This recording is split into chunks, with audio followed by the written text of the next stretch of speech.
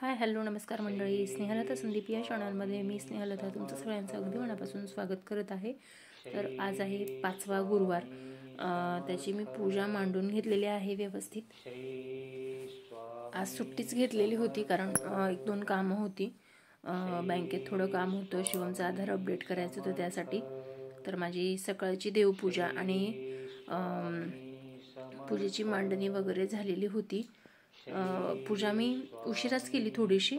तर आज 5 धान्य किंवा 5 अशा गोष्टी रेग्युलर वापराच्या दान करायच्या होत्या, तर त्या बाजूला काढल्या।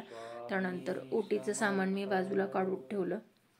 तर बघू शकता या पद्धतीने मी पूजेची मांडणी जशी दरवेळेस करते तशी मांडणी करून घेतली।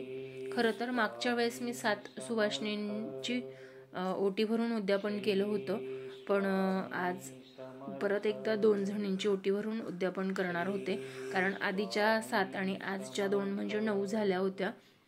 तर त्यासाठी ॲक्च्युली मला वाटलं की पुढचा गुरुवार होणार नाही, म्हणून मी मागच्या गुरुवारी थोडी घाई केली।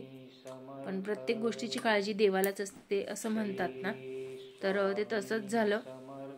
आणि या गुरुवारची पूजा सुद्धा माझी व्यवस्थित झाली या पद्धतीने। तर पूजेची मांडणी वगैरे सगळं झालं आहे।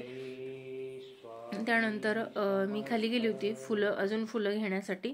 तर पार्किंगला शेवग्याचं झाड आहे, तर शिवमचे बाबा आम्हाला सगळ्यांना शेंगा तोडून देत होते। तर बघू शकता किती साऱ्या शेंगा आलेल्या आहेत।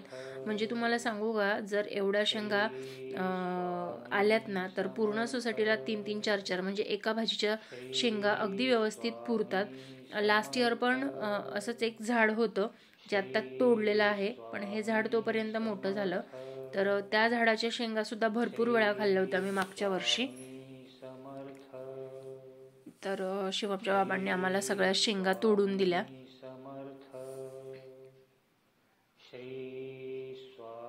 खरं तर सोसायटीमध्ये सुद्धा आपण राहत असू तर अशी फळभाज्यांची झाडं, वेली वगैरे लावू शकतो ना। आता सध्या तरी एवढंच आहे शेवग्याचं झाड। तर त्याच्यात तुम्ही बघू शकता एवढ्या शेंगा निघालेल्या आहेत, एवढ्या शेंगा निघालेल्या आहेत। त्यानंतर घरी गेल्यावरती बघितलं की मी झाडांना पाणी घातलेलं होतं, आणि त्या छोट्या टोपमध्ये मी एक शो पीस लावलेला आहे, शोचं झाड लावलंय। तिथे कबूतर पाणी पिण्यासाठी आलं होतं। खरं तर कबुतरांची आमच्याकडे कमतरता नाही, ते त्रास पण तितकेच देतात, पण खरंच असं वाटतं की हे पक्षी जे असतात त्यांच्यासाठी पाणी वगैरे आपण असं ठेवायला पाहिजे। त्यानंतर माझं बँकेत काम होतं। आत्ता बँक बंद झाली होती, पण माझं तरी सुद्धा काम झालं, ते काम करायचं होतं ते।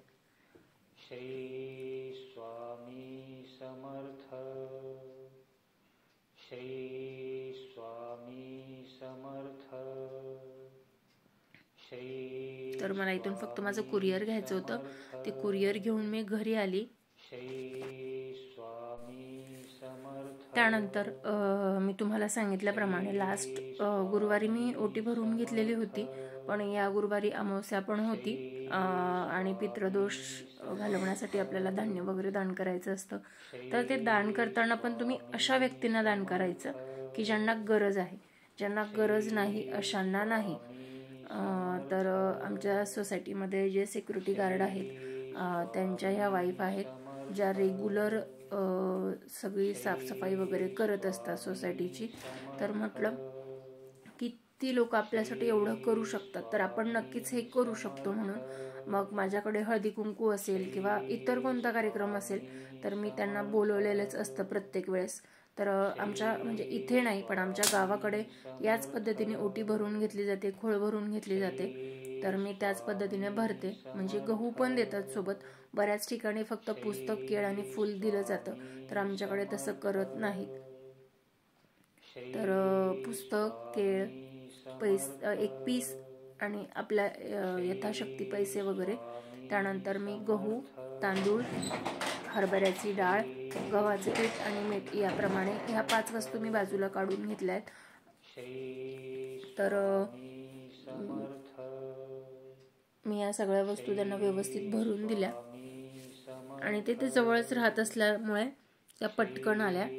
खरं तर मला बाहेर जायचं होतं, पण म्हटलं जवळच आहेत तर त्यांनाच द्यावं, कारण विश्वासातल्या आहेत. बाहेरची अनोळखी लोक बऱ्याचदा अशा काही गोष्टी पटकन एक्सेप्ट करत नाहीत, म्हणजे की काही दिलेलं असेल, काही केलेलं असेल वगैरे वगैरे. त्यामुळे पण ह्या ओळखीच्या असल्यामुळे त्यांनी लगेच एक्सेप्ट केलं. त्यानंतर तुम्ही बघू शकता संध्याकाळ अगदी सुंदर झालेली होती. आजचा दिवस सुद्धा खूप छान गेला. तुम्हाला माझा व्हिडिओ कसा वाटलाय मला कमेंट बॉक्समध्ये नक्की सांगा. व्हिडिओ तुम्हाला आवडला असेल तर व्हिडिओला लाईक करा. चॅनलवर नवीन असाल तर चॅनलला सबस्क्राईब करा. चला तर मग भेटूया नेक्स्ट व्हिडिओमध्ये असंच काहीतरी घेऊन. तोपर्यंत स्वस्त राहा, मस्त राहा, स्वतःची काळजी घ्या. Bye bye.